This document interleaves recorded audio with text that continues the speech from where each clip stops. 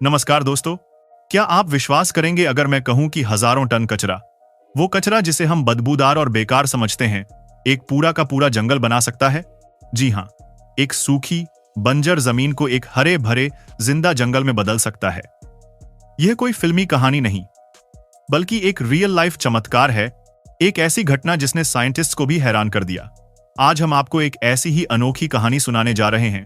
एक ऐसी जगह की कहानी जहां 1000 ट्रक भरकर मौसम्बी के छिलके फेंक दिए गए थे। इसे पोल्यूशन का नाम दिया गया, इस पर केस हुआ और इसे बंद कर दिया गया। और फिर 16 साल तक उस जगह को सब भूल गए। लेकिन 16 साल बाद जब साइंटिस्ट्स वहां लौटे तो उनकी आंखें खुली की खुली रह गईं। जो उन्होंने देखा उसने नेचर के बारे में हमारी सारी समझ को हिलाकर रख दिया। तो चलिए शुरू करते हैं यह अद्भुत सफर और जानते हैं उस राज को कि कैसे मौसम्बी के कचरे ने एक जादू कर दिखाया। लेकिन आगे बढ़ने से पहले हमारी आपसे एक छोटी सी रिक्वेस्ट है कि अगर आप हमारे चैनल पर पहली बार आए हैं तो प्लीज इसे सब्सक्राइब जरूर कर लीजिए, और अगर वीडियो पसंद आए तो उसे लाइक करना मत भूलिएगा। द प्रॉब्लम, एक परेशान जमीन की कहानी। यह कहानी शुरू होती है 1990 में नॉर्थ वेस्टर्न कोस्टा रिका के एक नेशनल पार्क से। यह पार्क अपनी अमेजिंग बायोडाइवर्सिटी यानी तरह तरह के जीव जंतुओं और पेड़ पौधों के लिए मशहूर था। लेकिन इस पार्क का एक हिस्सा ऐसा था जो बिल्कुल भी सुंदर नहीं था। यह एक 3 हेक्टेयर का जमीन का टुकड़ा था जो सालों पहले पशुओं को चराने के लिए इस्तेमाल होता था, जिसे हम पैस्चर लैंड कहते हैं। जरूरत से ज्यादा चराई यानी ओवरग्रेजिंग के कारण वहां की घास खत्म हो गई थी। जमीन सूखकर पत्थर जैसी सख्त हो चुकी थी। मिट्टी में से सारे न्यूट्रिएंट्स यानी पोषक तत्व गायब हो चुके थे। पेड़ पौधे भी धीरे धीरे खत्म हो गए। अब वहां सिर्फ धूप से झुलसी हुई बंजर जमीन बची थी जिस पर कुछ भी उगाना लगभग नामुमकिन था। ऐसी जमीन पर दोबारा से जंगल उगाने का काम यानी रिफॉरेस्टेशन बहुत ही महंगा और मुश्किल था। इसके लिए सालों का वक्त और लाखों रुपए लगने वाले थे। सभी ने इस जमीन से उम्मीद छोड़ दी थी। द आइडिया, एक जूस कंपनी और एक अनोखा आइडिया। लेकिन कहते हैं ना, जहां चाह वहां राह। इस कहानी में एंट्री हुई 2 मशहूर इकोलॉजिस्ट्स, डैनियल जैनसन और विनी हॉलवाक्स की। यह एक मैरिड कपल था जो कोस्टा रिका के कंजर्वेशन एफर्ट्स में सालों से काम कर रहे थे। वो इस बंजर जमीन को फिर से हरा भरा करना चाहते थे, लेकिन उन्हें पता था कि महंगे तरीके काम नहीं आएंगे। उन्हें एक सस्ते और पावरफुल सोल्यूशन की तलाश थी। तभी उनकी नजर पास में ही खुली एक नई मौसम्बी जूस कंपनी पर पड़ी, जिसका नाम था डिलोरो SA। अब जैसा कि हम सब जानते हैं, जहां जूस बनता है वहां ढेर सारा कचरा भी निकलता है। यह कंपनी हर दिन हजारों मौसम्बियों को प्रोसेस करती थी और इससे ढेर सारे छिलके और पल्प बच जाते थे। कंपनी के लिए इस कचरे को ठिकाने लगाना एक बड़ी सिरदर्दी थी। यहीं पर जैनसन और हॉलवैक्स के दिमाग में एक रेवोल्यूशनरी आइडिया आया। उन्होंने सोचा, व्हाट इफ हम इस मौसम्बी के कचरे को ही उस बंजर जमीन को ठीक करने के लिए इस्तेमाल करें। उन्होंने डिलोरो कंपनी के साथ एक डील की। डील यह थी कि कंपनी अपना सारा मौसम्बी का कचरा पार्क के उस 3 हेक्टेयर के बंजर प्लॉट पर मुफ्त में डंप कर सकती है। यह एक विन विन सिचुएशन थी। कंपनी को कचरा फेंकने के लिए लैंडफिल का पैसा नहीं देना पड़ेगा और पार्क को जमीन को उपजाऊ बनाने के लिए मुफ्त का ऑर्गेनिक मैटर मिल जाएगा। यह एक सिंपल लेकिन बहुत ही बोल्ड आइडिया था। उनका प्लान था कि मौसम्बी के छिलके इन्वेसिव घास को उगने से रोकेंगे और धीरे धीरे सड़कर एक रिच कॉम्पोस्ट यानी खाद बन जाएंगे। द एक्सपेरिमेंट बिगिंस, प्रोजेक्ट की शुरुआत। तो 1996 से 7 में यह अनोखा एक्सपेरिमेंट शुरू हुआ। मौसम्बी के कचरे से भरे ट्रक आने लगे। 1 साल के अंदर उस 3 हेक्टेयर की जमीन पर लगभग 12,000 मेट्रिक टन मौसम्बी का वेस्ट डाला गया। आप इसका अंदाजा ऐसे लगा सकते हैं कि यह करीब 2000 बड़े हाथियों के वजन के बराबर था। मौसम्बी के गीले पीले छिलकों को जमीन पर मोटी लेयर्स में फैला दिया गया। दूर से देखने पर यह किसी इंडस्ट्रियल डंपिंग साइट जैसा लग रहा था। वहां कोई साइन बोर्ड नहीं था, कोई फेंसिंग नहीं थी। बस मौसम्बी के छिलकों के ढेर थे जो धूप में धीरे धीरे सड़ रहे थे। जैसे जैसे यह वेस्ट फर्मेंट हो रहा था, एक अजीब सी खट्टी महक हवा में फैल गई। मक्खियां और कीड़े मकोड़े उस जगह पर आ गए और डीकॉम्पोजिशन का प्रोसेस शुरू हो गया। टीम बहुत होपफुल थी। उन्हें विश्वास था कि यह सड़ता हुआ कचरा ही एक नए कल की नींव रखेगा। द कंट्रोवर्सी, शटडाउन, विवाद और प्रोजेक्ट का बंद होना। लेकिन जैसा सोचा था वैसा नहीं हुआ। जो आइडिया कागज पर ब्रिलियंट लग रहा था, रियलिटी में उसने एक विवाद खड़ा कर दिया। आसपास के किसान और गांव वाले उस महक और गंदगी से परेशान हो गए। उन्हें लगा कि यह पोल्यूशन है। कुछ लोगों को डर था कि इस कचरे से पानी खराब हो जाएगा और बीमारियां फैलेंगी। लेकिन सबसे बड़ा विरोध एक ऐसी जगह से आया जिसके बारे में किसी ने सोचा नहीं था। डेलोरो की सबसे बड़ी कंपेटिटर, एक राइवल जूस कंपनी जिसका नाम था टीको फ्रूट। टीको फ्रूट ने डेलोरो पर एक लॉ सूट यानी मुकदमा कर दिया।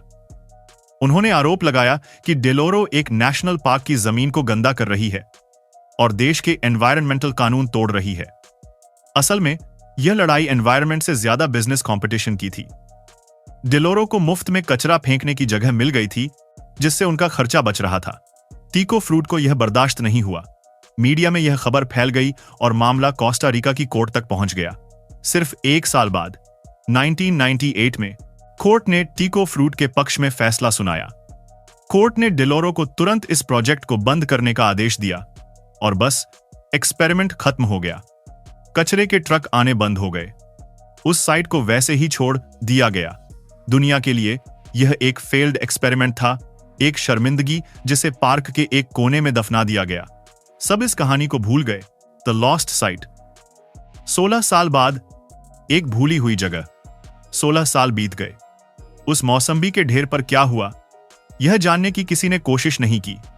वो जगह पब्लिक और साइंटिफिक अटेंशन से दूर हो गई। लेकिन फिर 2013 में एक प्रिंसटन यूनिवर्सिटी के student Timothy truer tropical forests पर रिसर्च कर रहे थे। अपनी रिसर्च के दौरान उन्हें जैनसन और हॉलवाक्स का लिखा एक पुराना एकेडमिक पेपर मिला जिसमें इस मौसम्बी वाले एक्सपेरिमेंट का छोटा सा जिक्र था। पेपर में लिखा था कि प्रोजेक्ट बंद होने के बाद से कोई भी उस साइट पर वापस नहीं गया। यह छोटी सी डिटेल टिमोथी के दिमाग में अटक गई। उन्होंने सोचा, क्या इतने सालों में वहां कुछ हुआ होगा? वो उन दोनों इकोलॉजिस्ट से मिले जो अभी भी कोस्टा रिका में एक्टिव थे और उन्होंने मिलकर उस पुरानी डंपिंग साइट को ढूंढने का फैसला किया। लेकिन साइट को ढूंढना उनके लिए एक बहुत बड़ा चैलेंज बन गया। पुराने निशान मिट चुके थे। लैंडस्केप पूरी तरह बदल चुका था। वो सूखी, बंजर जमीन अब पहचान में ही नहीं आ रही थी। द शॉकिंग डिस्कवरी, हैरान करने वाली खोज। काफी मेहनत के बाद आखिरकार उन्होंने उस जगह को ढूंढ निकाला और जो उन्होंने देखा उससे उनके होश उड़ गए। वो बिल्कुल स्टन्ड थे। वहां अब बंजर जमीन नहीं थी। वो जगह एक पूरे घने, हरे भरे जंगल में बदल चुकी थी। जहां कभी सूखी मिट्टी थी, वहां अब ऊंचे ऊंचे पेड़ खड़े थे। पेड़ों पर घनी बेलें सांपों की तरह लिपटी हुई थीं। जमीन पर हरी घास और छोटे पौधों की चादर बिछी थी। कीड़े मकोड़ों की आवाज गूंज रही थी और चिड़ियां चहचहा रही थीं। यह किसी मूवी के सीन जैसा था। इस ट्रांसफॉर्मेशन को अच्छे से समझने के लिए टिमोथी ने एक साइंटिफिक स्टडी शुरू की। उन्होंने उस मौसम्बी वाली साइट का कंपैरिजन पास की एक कंट्रोल प्लॉट से किया जहां कचरा नहीं डाला गया था। रिजल्ट इतने ड्रामेटिक थे कि सब हैरान रह गए। जिस एरिया में मौसम्बी के छिलके डाले गए थे वहां 176% ज्यादा बायोमास था। आसान शब्दों में, वहां लगभग 3 गुना ज्यादा पेड़, पौधे, झाड़ियां और घास थीं। और यह सब बिना किसी सिंचाई, बिना कोई नया बीज लगाए और बिना किसी देखभाल के हुआ था। नेचर ने अपना काम खुद कर लिया था। The science behind the miracle, जादू के पीछे का विज्ञान। तो आखिर यह जादू हुआ कैसे? इसके पीछे सिंपल साइंस थी। पहला, मौसम्बी के छिलकों की मोटी लेयर ने एक ब्लैंकेट का काम किया। इसने नीचे की जिद्दी, इन्वेसिव घास को ब्लॉक कर दिया, उस तक धूप नहीं पहुंचने दी और उसे सफोकेट करके मार दिया। इससे नए पौधों को उगने का चांस मिला। दूसरा, जैसे जैसे यह हजारों टन मौसम्बी के छिलके सड़े, वो धीरे धीरे एक बहुत ही पावरफुल ऑर्गेनिक फर्टिलाइजर में बदल गए। उन्होंने मिट्टी को नाइट्रोजन, फास्फोरस और कार्बन जैसे जरूरी न्यूट्रिएंट्स से भर दिया। सोचने वाली बात यह है कि जिन न्यूट्रिएंट्स को खरीदने में लाखों रुपए लगते, वो मौसम्बी के कचरे से मिट्टी को मुफ्त में मिल गए। तीसरा, जब मिट्टी इतनी उपजाऊ हो गई और कंपटीशन खत्म हो गया, तो नेटिव पेड़ पौधों के बीज जो हवा से उड़कर या जानवरों के जरिए वहां पहुंचे, उन्हें उगने के लिए एक परफेक्ट एनवायरनमेंट मिल गया। बस नेचर को एक छोटा सा पुश या नज चाहिए था, और वो पुश इन मौसम्बी के छिलकों ने दिया। यह कहानी एक गलती से हुई सफलता की है। यह साबित करती है कि जिसे हम कचरा समझते हैं, उसमें भी जिंदगी पैदा करने की ताकत हो सकती है। इस एक्सपेरिमेंट ने हमें सिखाया है कि नेचर को ठीक करने के लिए हमेशा महंगी टेक्नोलॉजी की जरूरत नहीं होती। कभी कभी सबसे सिंपल सॉल्यूशंस ही सबसे ज्यादा असरदार होते हैं। कोस्टा रिका की इस घटना ने पूरी दुनिया को एक नया नजरिया दिया है। यह हमें एक बहुत जरूरी सवाल पूछने पर मजबूर करती है। अगर मौसम्बी का कचरा एक पूरा जंगल उगा सकता है, तो सोचिए हम और क्या क्या चीजें बर्बाद कर रहे हैं जिनके अंदर ऐसी ही कोई चमत्कारी पावर छिपी हो। आप इस बारे में क्या सोचते हैं, हमें कमेंट्स में जरूर बताएं। अगर आपको यह वीडियो पसंद आया तो इसे लाइक करें और ऐसी ही इंटरेस्टिंग कहानियों के लिए चैनल को सब्सक्राइब करना ना भूलें। धन्यवाद।